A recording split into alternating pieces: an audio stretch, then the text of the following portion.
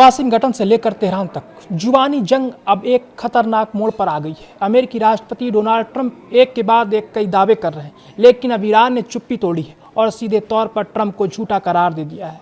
इतना ही नहीं, ईरान के सुप्रीम लीडर ने तो अमेरिका को ऐसी चेतावनी दे डाली है जिससे पूरी दुनिया में हलचल मच गई है। नमस्कार, मैं सौरभ शुक्ला और आप देख रहे हैं न्यूज़ 18। ईरान ने पहले होर्मुज जलमार्ग को दोबारा बंद किया और अब मुस्तफा खमनेई ने अमेरिका को चेतावनी दी है। उन्होंने कहा कि हम दुश्मनों की नई करारी हार देने के लिए तैयार हैं। अपने टेलीग्राम चैनल पर जारी एक बयान में ईरान के सर्वोच्च नेता मुस्तफा खमनेई ने कहा कि देश की नौसेना अपने दुश्मनों को नई करारी हार देने के लिए तैयार है। वहीं IRNA के अनुसार ईरानी संसद अध्यक्ष और अमेरिका से शांति वार्ता को इस्लामाबाद में लीड करने वाले मोहम्मद बगैर गालिफफ ने अमेरिकी राष्ट्रपति डोनाल्ड ट्रंप की हालिया टिप्पणियों को खारिज करते हुए कहा कि अमेरिकी नेता ने कई झूठ दावे किए और चाहे संघर्ष हो या बातचीत, झूठ के जरिए वे कोई परिणाम हासिल नहीं कर पाएंगे।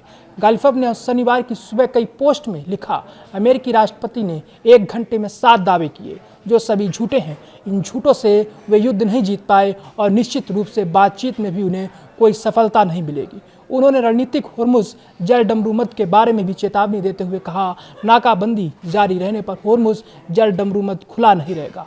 उन्होंने कहा कि जलमार्ग से आवागमन एक निर्धारित मार्ग और ईरान की अनुमति से होगा।